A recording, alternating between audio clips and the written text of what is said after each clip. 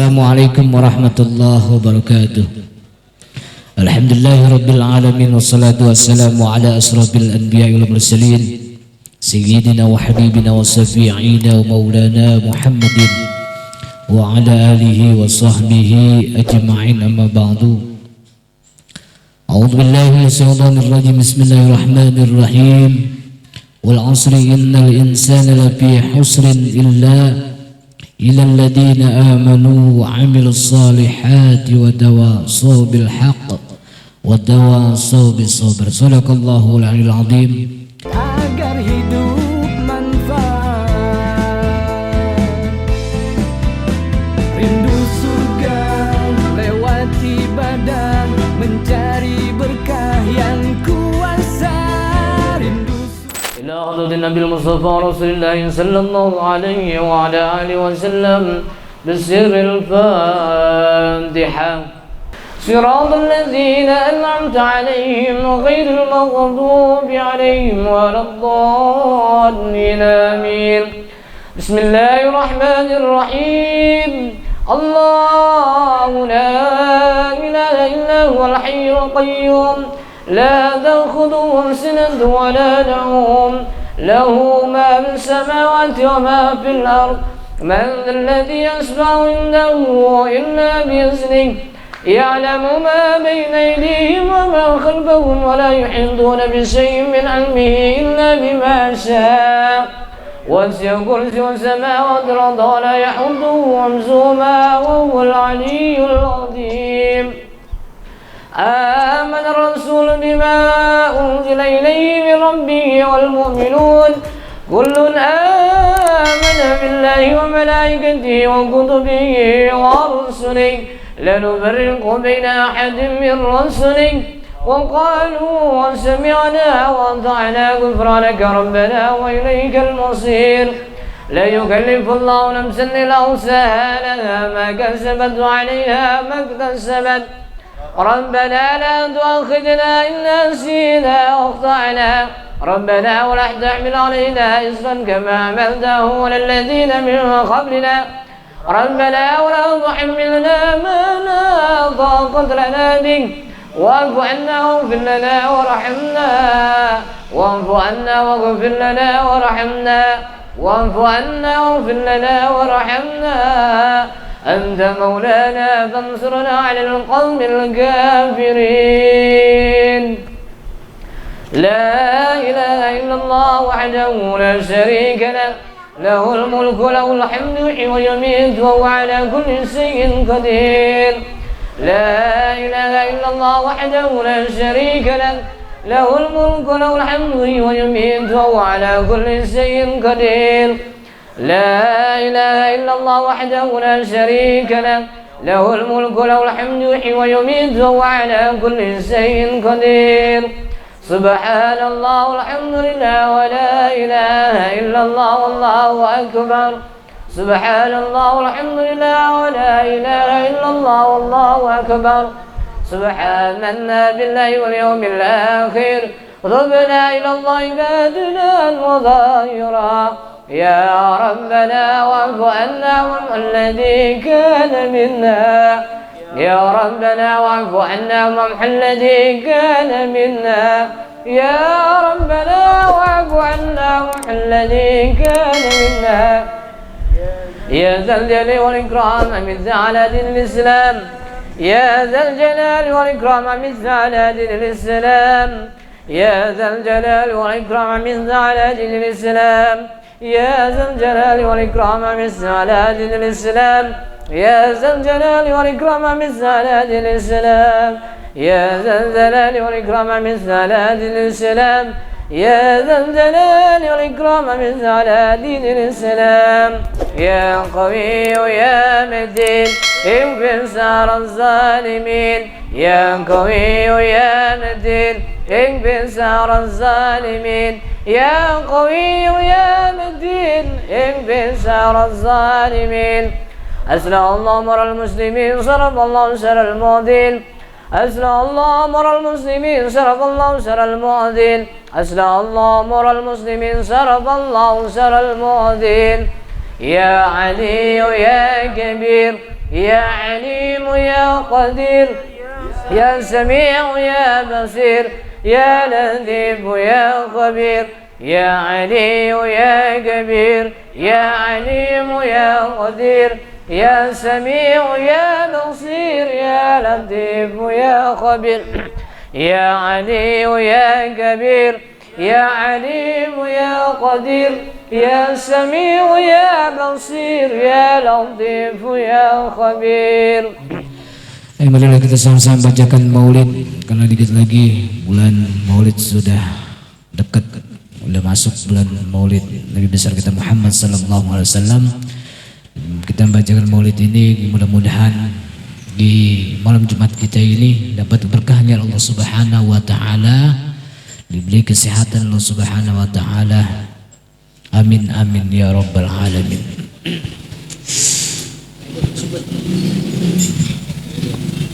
Ya Rabbi ya. Oke dulu intro dulu. Oke. Itu lagi yang tadi.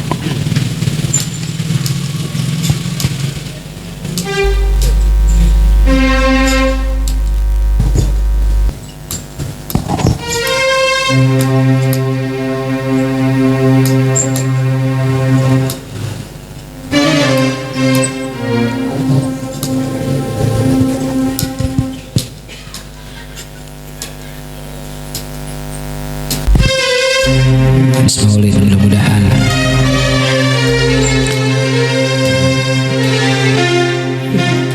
yang punya urusan insyaallah lancar urusannya, yang punya utang insyaallah dilunaskan hutangnya Allah Subhanahu wa taala. Amin.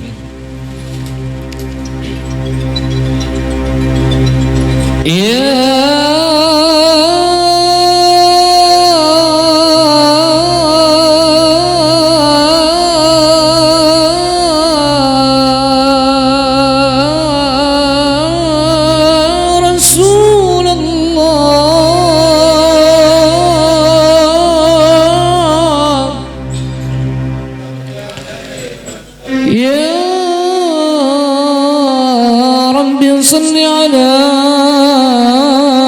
محمد يا ربي وارضى عن الصلاة يا ربي.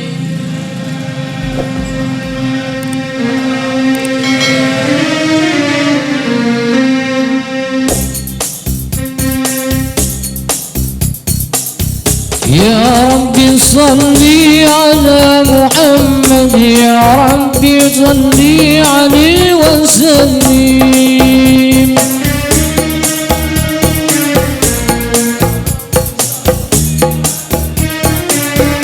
يا ربي صل على محمد يا ربي وارضى عن الصحابة.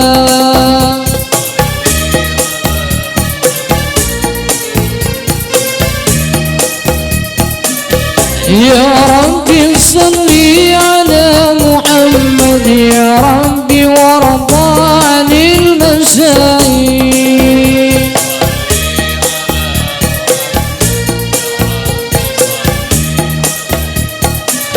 يا ربي صل على محمد يا ربي فارحم والدينا.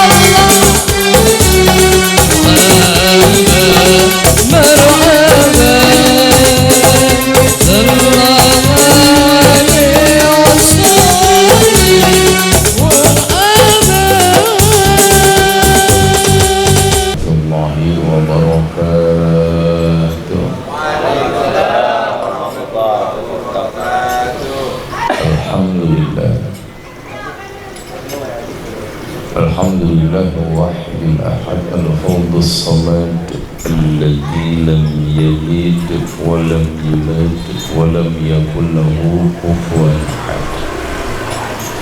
أشهد أن لا إله إلا الله وأشهد أن محمدا عبده ورسوله.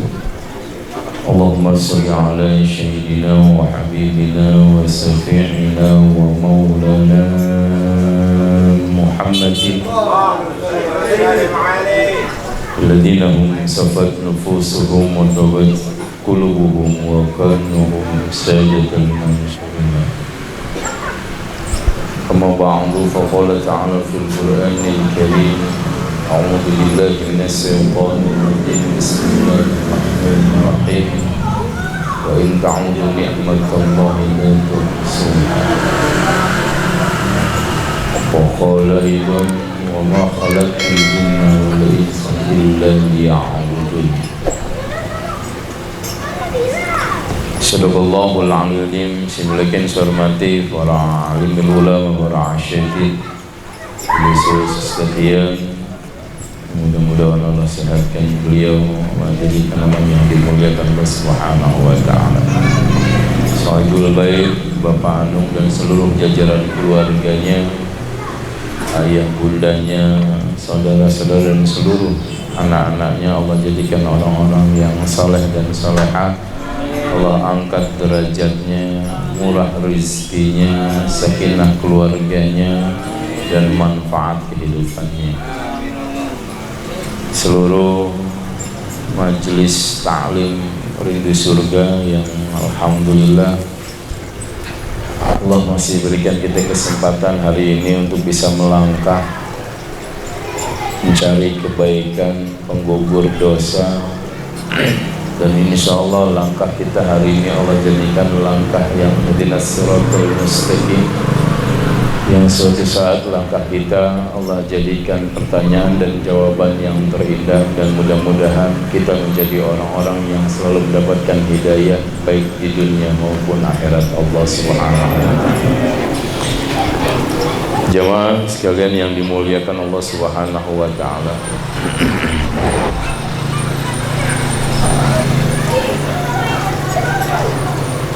hidup ini baik jikalau mengedepankan mencari sebuah keberkahan.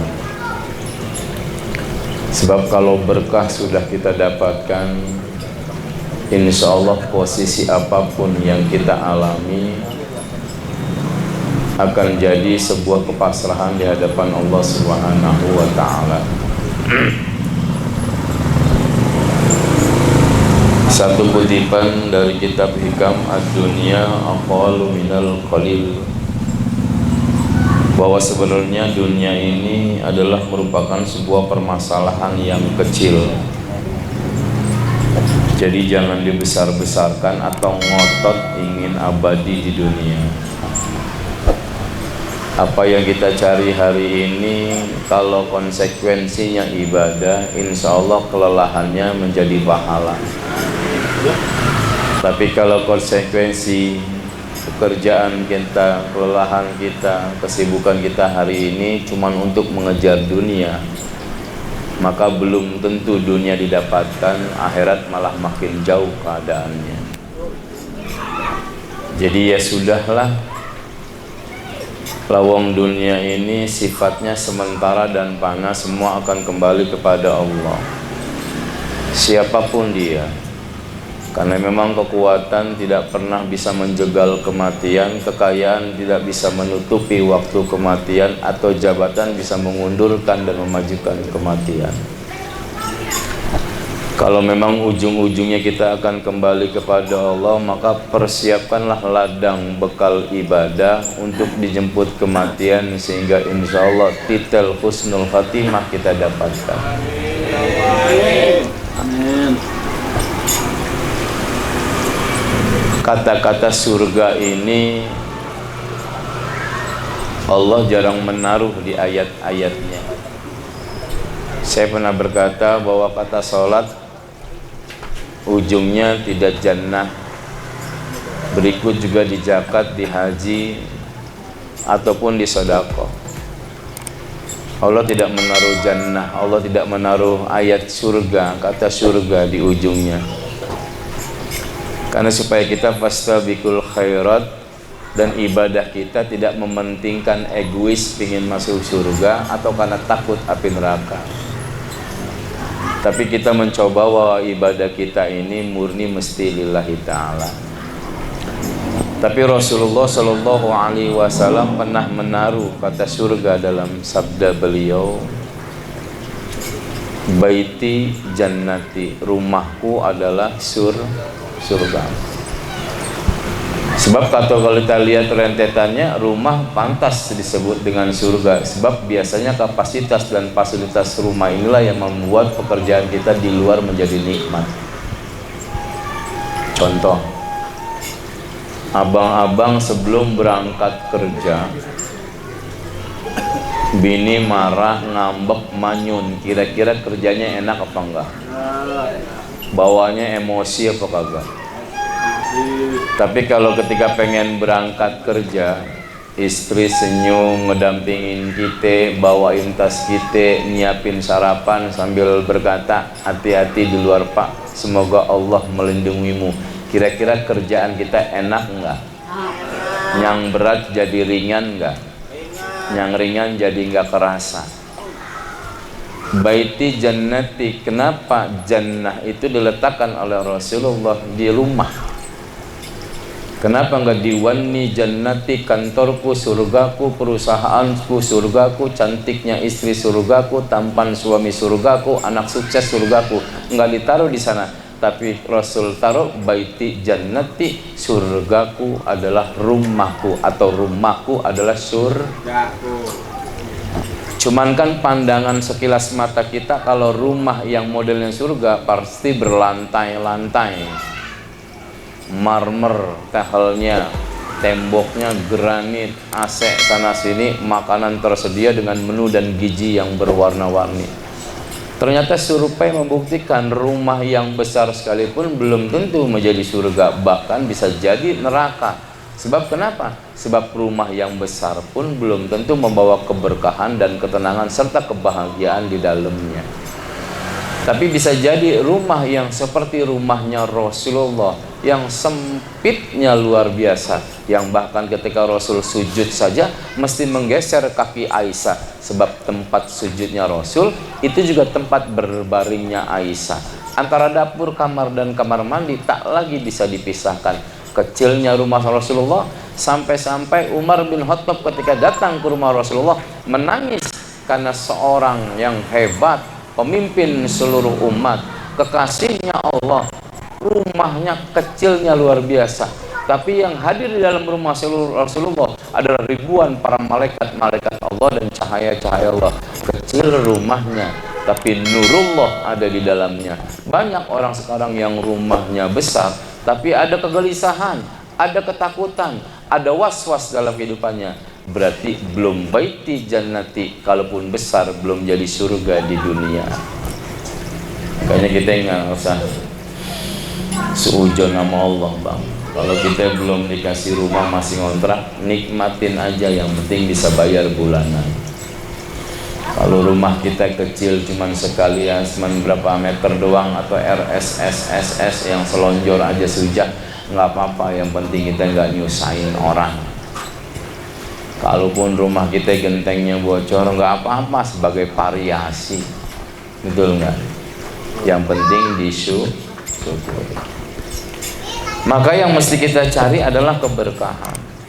Bagaimana menciptakan baiti jannati, bagaimana menciptakan rumahku adalah surgaku, bagaimana menciptakan rumah yang penuh dengan keberkahan, bagaimana menciptakan rumah yang malaikat hadir di dalamnya, bagaimana menciptakan rumah yang insya Allah nurullah ada di dalamnya, bagaimana menciptakan rumah yang insya Allah kesabaran ada pada penghuninya, bagaimana menciptakan rumah yang insya Allah menjadi hidayah pada penghuninya, dan bagaimana menciptakan rumah ini yang insya Allah jadi jembatan dari dunia menuju akhirat yang indah. Ada ciri-ciri rumah yang diberkahi oleh Allah. Mendingan berkah daripada banyak, mendingan berkah daripada bertingkat, Mendingan kelihatan indah daripada kelihatan mewah. Mewah belum tentu indah, tapi indah otomatis mewah. Banyak belum tentu berkah, tapi berkah otomatis banyak. Cirinya kayak apa? Rumah yang diberkahi oleh Allah. Pertama, rumah yang memuliakan para tamu. Man amana billahi wal yaumil akhir falyukrim duyufahu. Siapa orang yang beriman kepada Allah, iman kepada hari kiamat, adalah orang-orang yang menghormati tamu.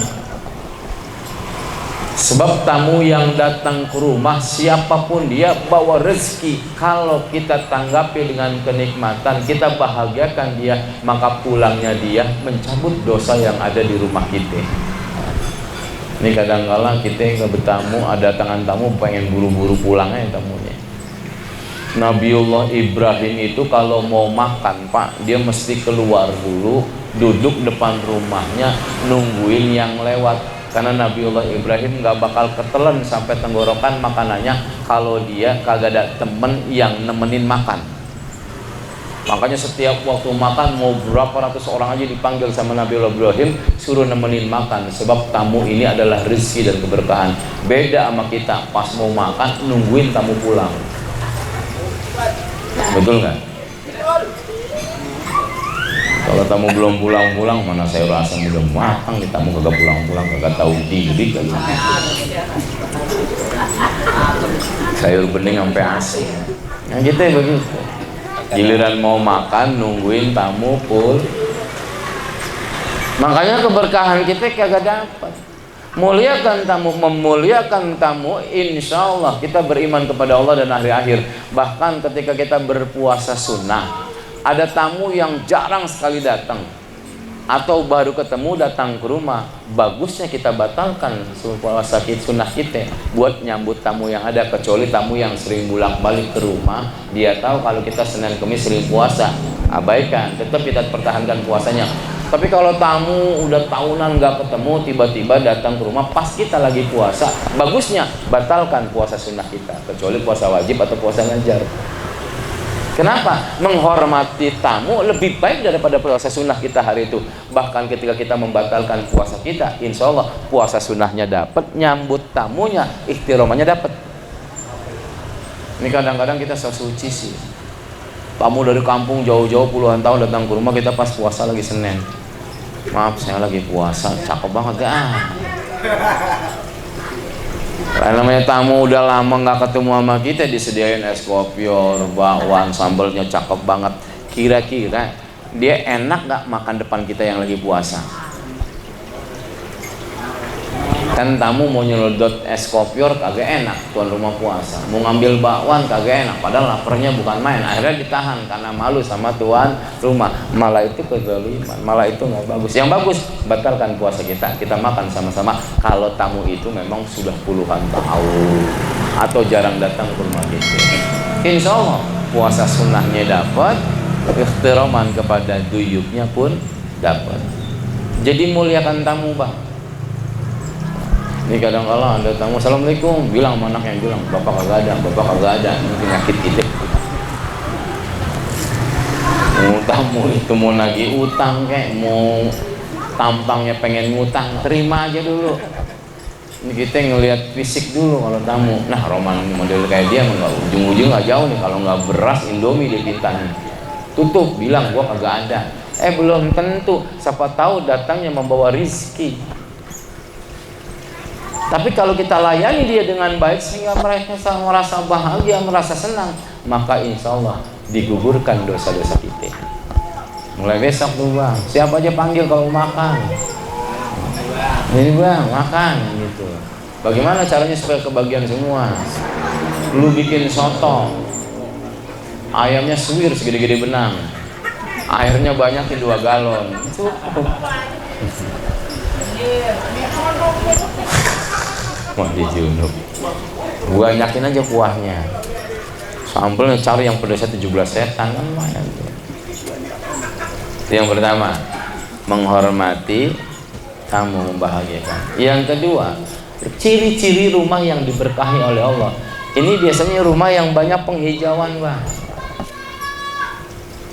Karena rumah yang ada pohonnya itu siapa tahu ada musafir lagi capek, neduh tuh di bawah pohon. Zikir dia la ilaha illallah, la ilaha illallah, la ilaha. Oh, kebagian berkah kita. Man qala la ilaha illallah Muhammadur Rasulullah mi'atan marrah kullu yaum ja'a fi yaumil qiyamah wa wajhukal badri. Siapa orang yang senang nyebutin la ilaha illallah Muhammadur Rasulullah, maka datang di hari kiamat wajahnya seperti bulan purnama. Apalagi kita kasih fasilitas tuh orang berzikir di bawah pohon, Masya Allah, berkah gitu. Kan di Jakarta mah kagak, tanah sisa 3 meter bikin kontrakan dapat 1 pintu ya kan. Kontrakan kagak muat bikin WC umum 1 kali 1, yang penting ada penghasilan. Padahal tempat yang ada pohonan ini tempat yang yang diberkahi oleh Allah. Kenapa? Karena banyak amal ibadahnya kita. Kedua, burung-burung atau binatang-binatang bisa bikin sarang di pohon tersebut. Yang namanya binatang itu nggak pernah berhenti menyebut asma Allah kecuali mati. Binatang, tumbuhan tuh nggak berhenti berzikir, Pak, kecuali pas mati dia berhenti. Nah, kalau kita lawat tumbuhan berzikir, bayangkan kalau ada burung yang berzikir, kelelawar yang berzikir, orang yang duduk di bawah berzikir, merasa tenang, merasa nyaman dari apa yang kita miliki, kan keberkahan. Makanya itu disebut dengan rumah yang diberkahi. Ini Bang Anung sudah mulai nih nanam pohon-pohonan ya. Besok kalau bisa pohonan semua, Bang, ujung-ujung kan. Plastik. Ini kantor apa kebun kan gitu ya. Iya. Kemudian apa yang kita miliki nih, kadang-kala orang begitu sih. Ada pohonan berbuah, agak boleh amat dicolek. Dibungkus plastik lah, dibungkus karung lah. Padahal kalau akadnya kita begini nih, saya punya pohon mangga, terus ngomong begini, saya ridho, saya rela siapapun yang mengambil tanpa sepengetahuan saya, itu jadi berkah. Nah, kita kan kalau punya pohon mangga udah kita hitung nih, sekarung romanya 200.000 nih. Lah bocah ngambil di udang-udang, relain aja, Pak. Itu yang menjadi sumber keberkahan itu. Pohon mangga, kita yang ngomong begini, saya ridho, saya rela pohon mangga ini buahnya diambil oleh siapapun, karena khawatir pas ketika kita nggak ada di rumah ada orang yang ngidam pengen nyomot mangga kita, kalau nungguin keburu ngebrojol ngambil langsung tanpa izin maling. Kita ridhoin, kita ikhlaskan, apa susahnya? Itu yang cakep tuh Bang Anung ya. Besok ikhlaskan nih, ada mobil sini, ikhlaskan siapa yang ngambil. Yang kedua tuh. Dan ketiga, ciri rumah yang diberkahi oleh Allah adalah rumah yang sering kedatangan orang yang soleh, orang yang alim, kedatangan para yai. Ini ciri rumah yang diberkahi ini. Kalau mereka jarang datang ke sini, kita undang mereka buat datang ke rumah. Sebab orang-orang yang alim itu lebih baik daripada orang-orang yang ibadah. Satu orang alim yang tidur itu lebih baik daripada 1000 orang yang sedang ibadah. Sebab orang alim tidurnya aja nyebut asma Allah, tapi orang yang ibadah boro-boro Allah ada di antara ibadah kita. Anda ini sholat kan baru separuh hati, belum full buat Allah, masih cuma menggugurkan kewajiban atau nggak enak sama Tuhan yang ngasih rezeki. Sampean kan sholat cuma taunya 4, 3, dan 2, tapi belum tentu makna lillahi ta'ala di mana. Makanya sifat sholat kita kadang-kala masih sering lupa rakaat atau terbengkalai dengan urusan dunia, ribet gitu ya. Nah, kalau rumah kita kedatangan orang soleh, ini ciri-ciri rumah yang diberkahi ini. Kan kita mah beda. Kalau rumah orang yang datangnya teman bisnis, cakep banget dah. Bilang sama bini kita, "Mah, ini Bang Anung mau datang nih, rekan bisnis papa. Tolong lu beliin sate monyet kalau bisa." Gitu. Yang nggak ada di pasaran kan begitu ya.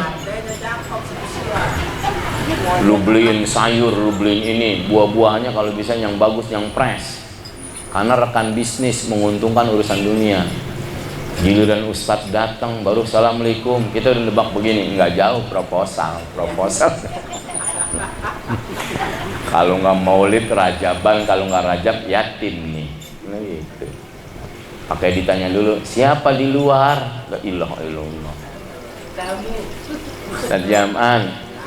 Ada apa tat? Ada apa tat?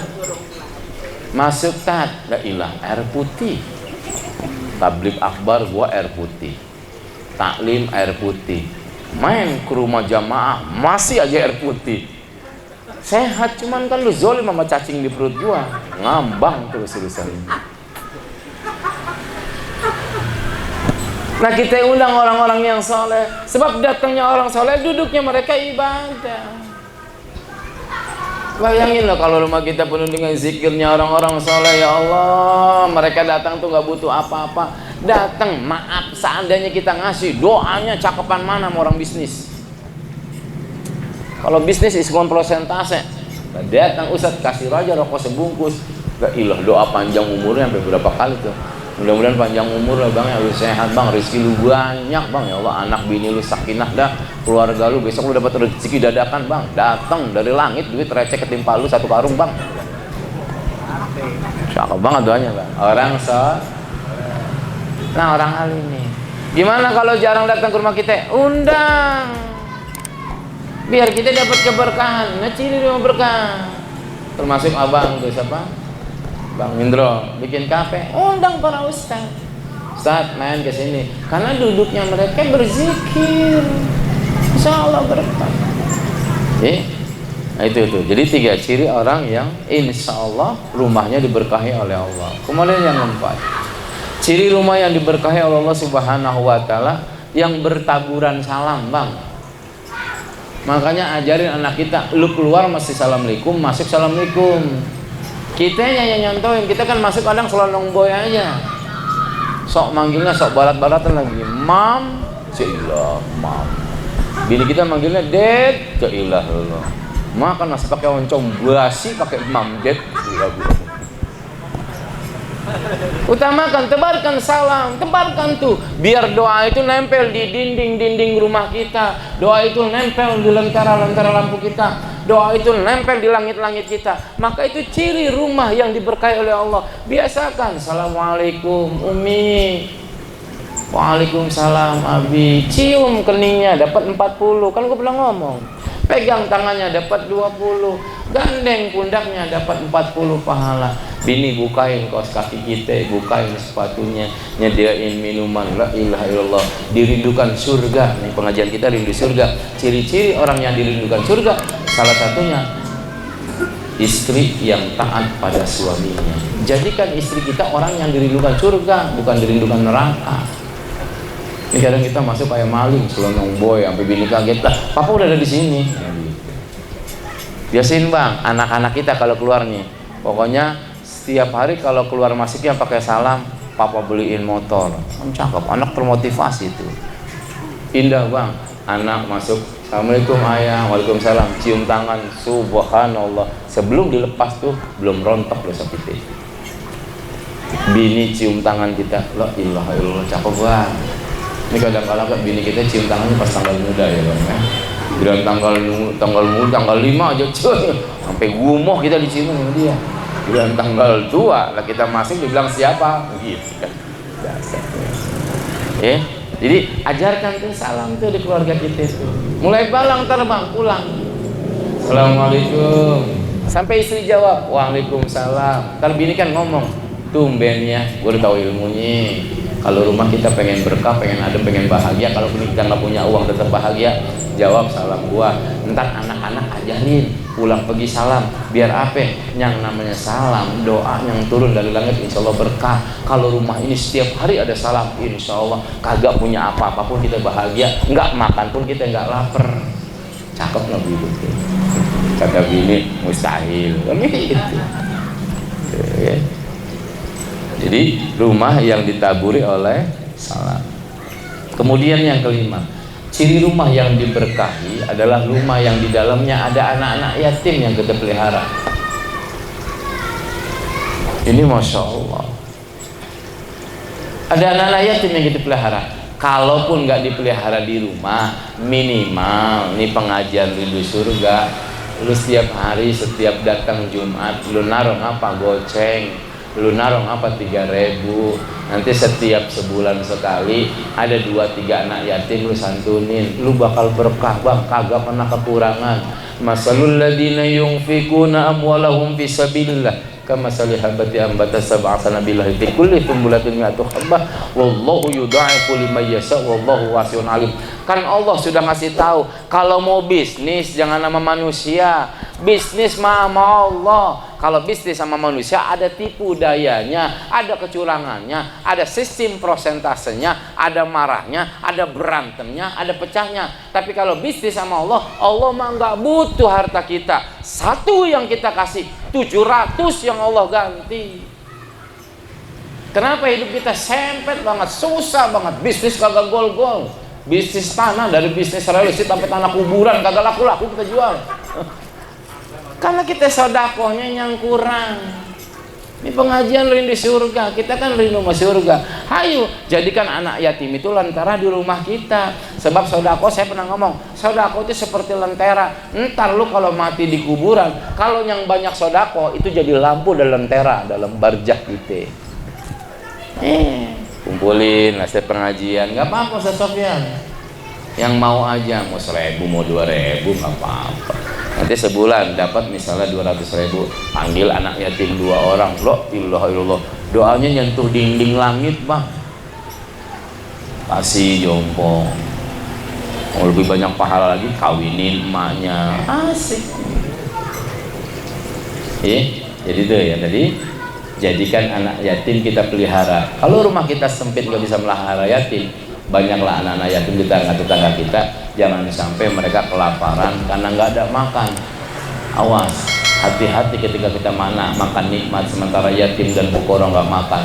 Maka dari setiap butir beras ada pertanyaan, ma'abna engkum jam'ukum wa ma kuntum tastakbirun. Mana ketika rizki yang Allah berikan begitu hebat di dunia, mana ketika jabatan yang Allah jadikan sebagai tonggak kehidupan dunia, itu yang bakal ditanya sama Allah.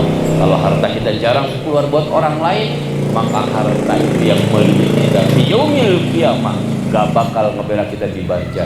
Tapi kalau sodako, Quran kita baca, ibadah kita laksanakan, maka ketika malaikat membangunkan wahai bangun wahai mayit, maka sudah ada di samping kita seseorang yang tampannya luar biasa. Kita bertanya, siapa Anda? Aku adalah amalanmu, aku adalah kebaikanmu, aku adalah ibadahmu.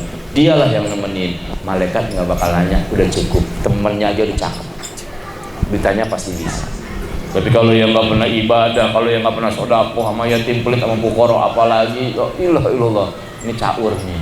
Selesai, belum tanya udah diinjak dulu lehernya. Nggak usah tanya, udah kelihatan tampangnya. Injak aja kan. Kemudian yang terakhir, rumah yang diberkahi oleh Allah Subhanahu wa taala, yang dimana rumah tersebut ada nur Al-Qur'an. Apalagi begini nih bang nih, ya Allah, rumah dijadiin majelis, insyaallah. Maka setiap ayat yang dibaca nempel di dinding, maka setiap huruf yang dibaca nempel di langit-langit. Sebab Al-Quran wa huwal huda wa huwa syifan nur wa furqan. Al-Quran itu adalah petunjuk, makanya siapa orang yang di dalamnya ada Al-Quran, baca Al-Quran, dijadikan majlis untuk membaca Al-Quran, otomatis rumah itu rumah yang diberkahi. Kenapa? Karena rumah itu dapat petunjuk yang terbaik. Berapa kali baca Quran di rumah kan kagak pernah, sebulan sekali juga kagak lu. Lu juga udah lupa lu Al-Quran taruhnya di mana, gue yakin. Lupa lu Al-Quran taruh di mana, udah lupa itu. Sok-sokan mas kawin pakai Al-Quran, saya pinang kau dengan Al-Quran, cakep, dibaca apa kagak. Kata bininya, lu pinang gua pakai istighfar. Ini itu. Ilah Allah. Wa huwal huda. Al-Quran itu petunjuk bang. Maka kalau orang dapatnya petunjuk Al-Quran, ini kan petunjuk dari Allah, petunjuk kalamullah. Maka kalau orang dapat petunjuknya Al-Quran, nggak bakal tersesat di jalan. Ingat, nggak bakal tersesat di persimpangan. Karena dunia ini kan persimpangan, kaya dan miskin, kan kita ada di persimpangan. Atau kaya kah, atau miskin kah, kuat dan lemah, kan kita ada di persimpangan. Tapi kalau Al-Quran jadi petunjuk, Kaya bersyukur, miskin sabar, kuat dia pakai ibadah, nggak kuat dia tetap pasrah kepada Allah. Ini cakep nih, karena Al-Quran kita baca. Udah, wahwa syifa, Al-Quran itu penyembuh. Makanya rumah yang sering dibaca Al-Quran kagak ada penyakit. Sakitnya bentar-bentar bengek, gigi senut-senut, udah membokek, bengek, gigi sakit, hilang. Ada Kang Amin ondel-ondel suaranya kencang banget, pengen ngegecak aja gitu. Kenapa rumah kita banyak penyakit, Bang? Kenapa kita gampang emosi sama istri?